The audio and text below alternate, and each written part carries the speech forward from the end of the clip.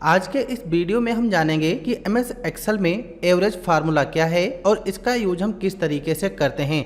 जैसे कि हमने यहाँ पर कुछ स्टूडेंट्स का डेटा लिया है। अब इस डेटा में हमने यहाँ पर स्टूडेंट्स के नेम, यहाँ पर हमने हिंदी के मार्क्स, यहाँ पर इंग्लिश, यहाँ पर मैथ के मार्क्स हमने लिए हैं और टोटल यहाँ पर तीनों मार्क्स को हमने ऐड कर दिया है। अब इनका हमें एवरेज निकालना है। तो एवरेज का मतलब होता है औसत निकालना। अगर हम एक्सेल पर औसत निकालते हैं तो उसके लिए हम एवरेज फार्मूला यूज करते हैं। तो यहाँ पर हम एक्सेल में लगाएंगे इक्वल, क्योंकि सबसे पहले ही हमने बताया है एक्सेल में कोई भी फार्मूला लगाते हैं तो हम इक्वल सिंबल से ही शुरुआत करते हैं। यहाँ पर इक्वल, यहाँ पर फार्मूले का नाम टाइप कर लेना एवरेज और यहाँ पर ब्रैकेट ओपन कर लेना है।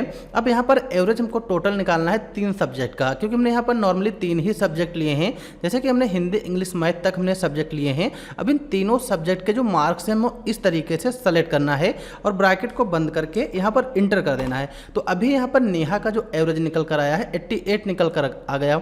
अब इन्हीं को हम पकड़ करके यहाँ पर ड्रैग कर देना है। तो जितने भी स्टूडेंट्स होंगे सभी स्टूडेंट्स का एवरेज यहाँ पर निकल कर आ जाएगा। अब इस एवरेज में डेसिमल के बाद कई सारे नंबर आ रहे हैं तो डेटा को सेलेक्ट करना है और हम डेसिमल नंबर यहाँ से कम कर लेंगे। तो इस तरीके से एवरेज हम यहाँ पर निकालते हैं। अगर यही चीज़ कॉपी और पेन की सहायता से हमको निकालना हो तो उसके लिए सबसे पहले हम क्या करेंगे, यहाँ पर जो 3 नंबर्स हमारे दिए गए इन तीनों को टोटल कर लेना है। फिर जितने भी नंबर्स हों उससे हमको डिवाइड कर देना होता है।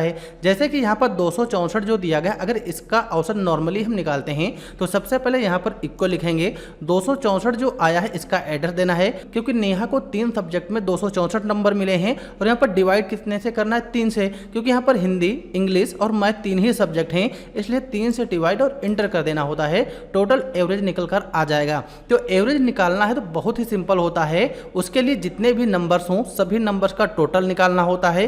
फिर कितने नंबर हैं, जितने भी नंबर हों उससे डिवाइड कर देना है और एवरेज हमारा निकल कर आ जाता है।